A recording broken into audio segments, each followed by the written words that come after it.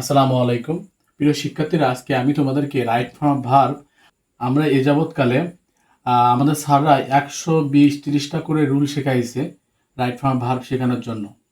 তো এই গতানুগতিক পদ্ধতি বাদ দিয়ে আমরা সব থেকে সহজ উপায়ে এটা শিখতে পারি।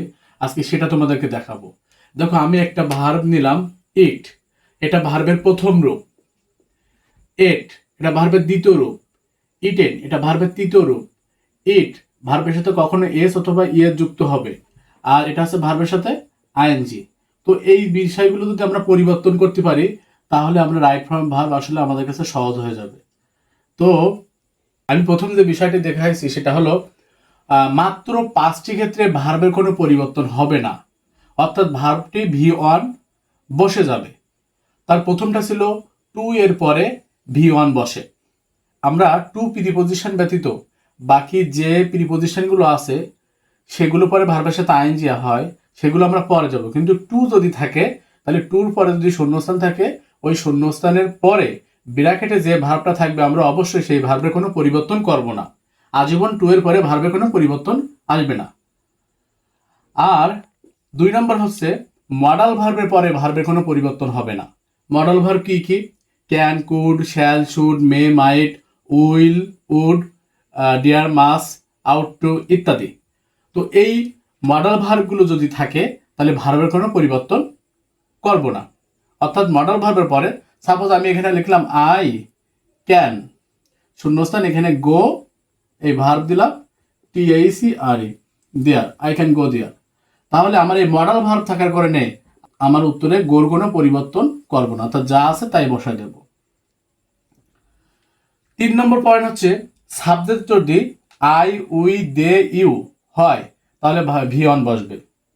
অর্থাৎ একটা বাক্যের যদি আমার এই 4টা প্রোনাউন থাকে তারপরে যদি শূন্যস্থান থাকে তাহলে আমরা সেই ভার্বেরও কোনো পরিবর্তন নিয়ে আসবো না। যেমন আমি এখানে লিখলাম আই, শূন্যস্থান এখানে গো টু স্কুল,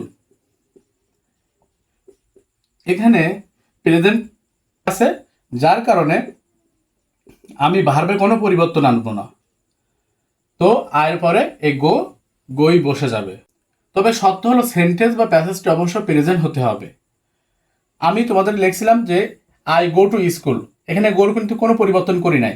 তবে আমি যদি লিখি আই শূন্যস্থান আবার গো টু স্কুল এস্টারডে, তো এখানে অতীত নির্দেশক একটা শব্দ আছে এস্টারডে মানে গতকাল, যার কারণে এ আই থাকা সত্ত্বেও আমার এখানে গোর জায়গায় উত্তর বসবে ওয়েন্ট। অর্থাৎ সেন্টেন্সটি অতীত নির্দেশক শব্দ আছে যার কারণে আমি গোকে ওয়েন্ট করে দিব। আশা করি তোমরা বুঝতে পারছো। আবার একই নিয়মে যদি আমরা আরো একটা বোঝাই, যেমন আই শূন্যস্থান দিলাম গো টু স্কুল টুমোরো। দেখো টুমোরো মানে কি? টুমোরো মানে তো আগামীকাল। তাহলে তোমরা উত্তর কিন্তু শুধু গো বসালে হবে না, উত্তরে একটা শ্যাল বসাতে হবে, যেহেতু আমার ভবিষ্যতে নিয়ে যাইতে হবে যার কারণে আমার শ্যাল গো বসাতে হবে উত্তর। তো অর্থের ওপর ডিপেন্ড করবে। আমার প্রেজেন্ট টেন্সে থাকলে আই উই দে ইউ এর পরে V1 বসবে। যদি সেন্টেন্সটি অতীত নির্দেশক শব্দ থাকে তাহলে V2 করে দিব। আর যদি ভবিষ্যৎ নির্দেশক কোনো শব্দ থাকে তাহলে শ্যাল উইল অবশ্য বসবে। তবে কখন শ্যাল বসাবো? তো আই আর উইর পরে সাবজেক্ট যদি আই উই থাকে তাহলে শ্যাল বসবে।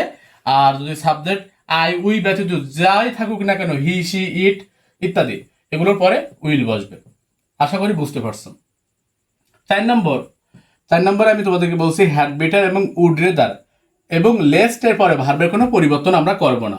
অর্থাৎ যদি দেখো সেন্টেন্সে হ্যাড বেটার আছে এবং তারপর শূন্যস্থান ব্র্যাকেটে ভার্ব আছে তাহলে ওই ভার্বের কোনো পরিবর্তন করা যাবে না। উড রেদারের ক্ষেত্রে একই এবং লেস্টের ক্ষেত্রেও একই নিয়ম। 5 নম্বরে বলবো always, often, sometime, everyday, daily, usually, normally, generally, regularly, occasionally ইত্যাদি যদি এই ওয়ার্ডগুলো থাকে সেন্টেন্সে তাহলে ভার্বটি প্রেজেন্ট হবে। এবং খেয়াল রাখতে হবে যদি হি, সি, ইট অথবা নাউন থাকে তাহলে ভার্বের সাথে কিন্তু অবশ্যই এস বা ইয়েস যুক্ত করে দিতে হবে। তো এই ওয়ার্ডগুলো থাকলেও আমার বা প্রেজেন্ট টেন্সে রাখতে হবে, অর্থাৎ V1 রাখতে হবে।